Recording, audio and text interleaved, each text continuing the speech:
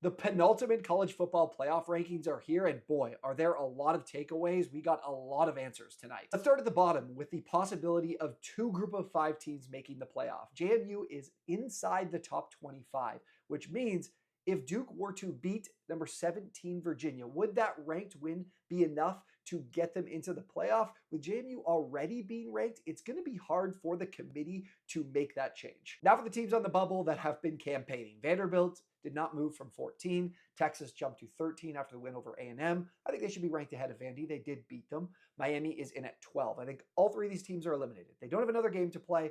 There's not enough teams that can fall back behind them while they sit idle. Some might argue that BYU, if they lost in the Big 12 championship game, could move back.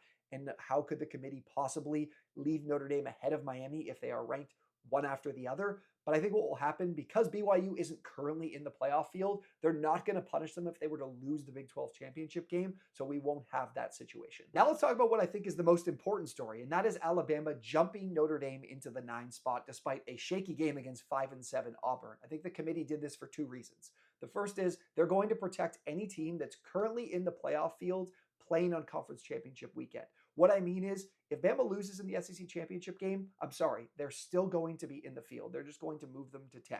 And that's a good thing, because the second takeaway is these two teams have already played.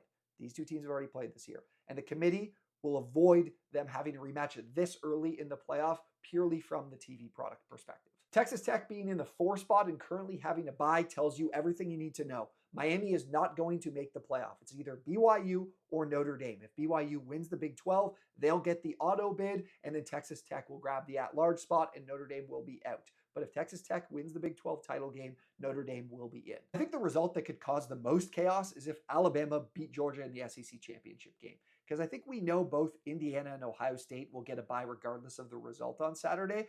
But would Alabama get a bye if they beat Georgia? Would Georgia still get a bye if they lost? Would Oregon jump in and 3 Big Ten teams would receive a bye? That would make Selection Sunday must-watch TV.